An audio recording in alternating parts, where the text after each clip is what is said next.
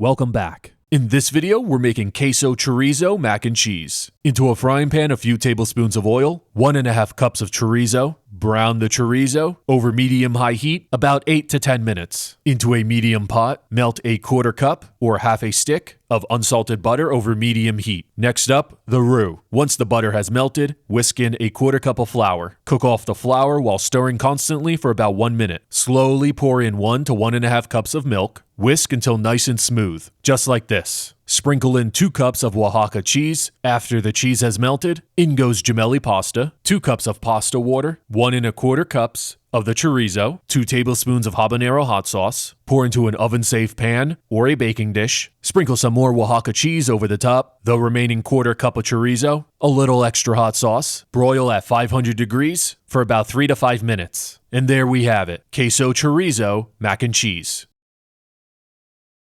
That's it for today, guys. Drop a like and a comment below. Subscribe if you're new. I'll see you next time.